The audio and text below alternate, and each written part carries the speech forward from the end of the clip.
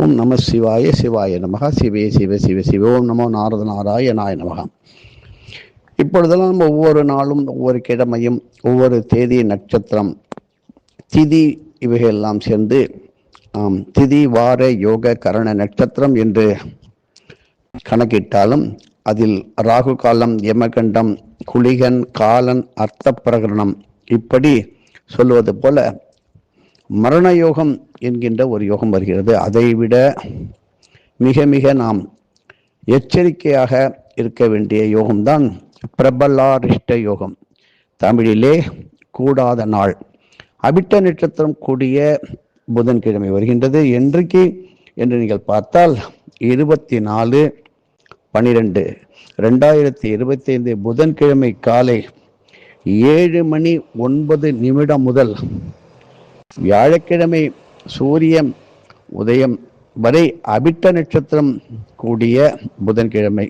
இதில் எந்த ஒரு கொடுக்கல் வாங்கல், பயணங்கள், புது ஒப்பந்தங்கள், வீடு வாங்குவது, விலை பேசுவது, பத்திரப்பதிவு செய்வது, முக்கிய தஸ்தாவேஜுகளிலே கையொப்பம் இடுவது இவைகளெல்லாம் தவிர்க்க வேண்டும். குறிப்பாக உயர் நிலையில் உள்ளவர்கள், பொறுப்பாளர்கள், அதிகாரிகள் எல்லாம் மிக மிக கவனமாக செயல்பட வேண்டும். அவரவர்கள் சொத்துக்களை, வீட்டுகளை, பொருட்களை மிக மிக பத்திரமாக வைத்து கொள்ள வேண்டும், எடுத்து செல்ல வேண்டும். பயணங்கள் தவிர்ப்பது நல்லது. தேவையற்ற வார்த்தைகள் விபரீதமான முடிவுகளை கூட கொடுக்கும். இப்படி நடந்ததுதான் இப்பொழுதெல்லாம் எங்கு பார்த்தாலும் வீட்டிலே, ரோட்டிலே, தெருவிலே, நாட்டிலே பெரும் பிரச்சனையாக உருவாகி இருந்தது. காரணம், இது போல பிரபலாரிஷ்ட யோகத்தை நாம் பின்பற்றாமல், அதை கடைபிடிக்காமல் வந்தது. இது மேலும் தீவிரம் அடையும் நிலைமை வந்துவிட்டது. அதை இப்பொழுது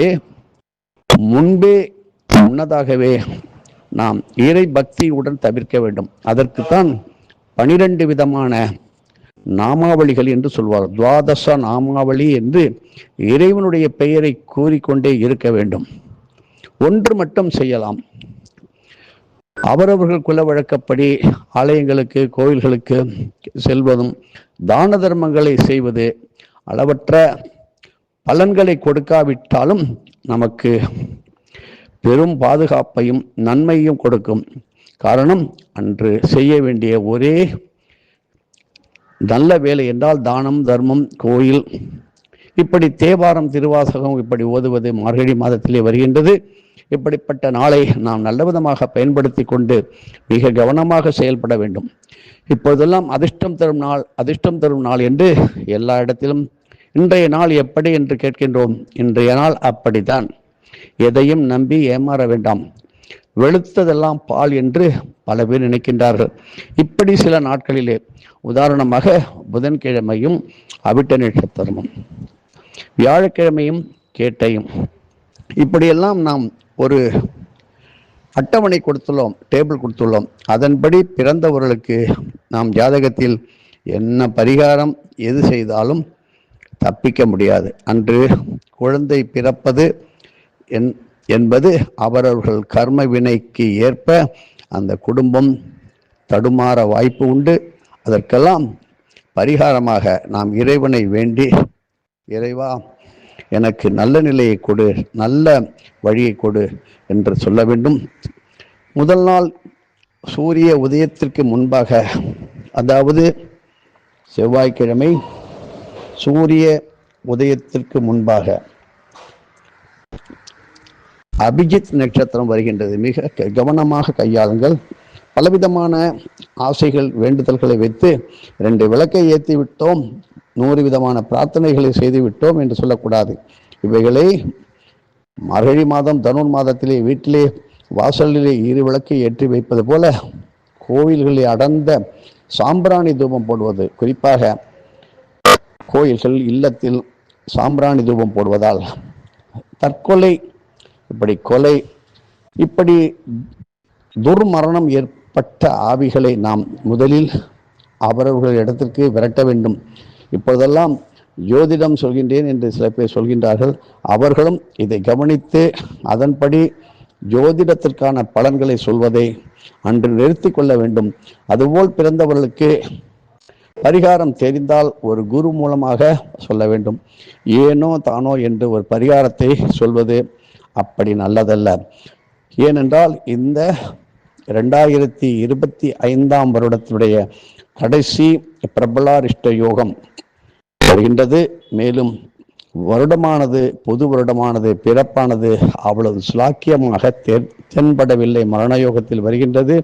ஒரு சர்க்குரு நமக்கு உதவி செய்வார் என்கின்ற ஆழ்ந்த நம்பிக்கையுடன் செயல்படுபவர்களுக்கு என்ன, எங்கு, எப்பொழுது, என்னெல்லாம் செய்ய வேண்டும் என்று நாம் தெரிந்து கொள்ள வேண்டும். எதையாவது நாங்கள் அகஸ்திய விஜயம் போல இந்த வருடம் பூரா ஆங்கில வருடம், தமிழ் வருடத்திற்கான தேவதைகள், கோவில்கள், வழிபடும் விதமெல்லாம் சொன்னால் அதை விஞ்ஞான ரூபமாக மாற்றி அமைத்து அதில் பெரும் எழுச்சி என்ற பெயரிலே தகராறுகளை ஆரம்பித்து விடுகின்றார்கள். ஆகையினால் அவர்கள் இதுவரை செய்த காரியங்களை மனமாற, மானசீகமாக, ஆத்மார்த்தமாக அதை உணர்ந்து, அதான் நமக்கு என்ன செய்வோம்னு கேட்டிங்கன்னா, நம்ம நினைச்சதெல்லாம் நடந்து பார்த்து இதெல்லாம் நமக்கு தெரிந்து கொள்ள வேண்டும். இப்படி ஒரு சின்ன பேனா, பென்சில், நோட்டு எதையுமே கூட வாங்கக்கூடாது.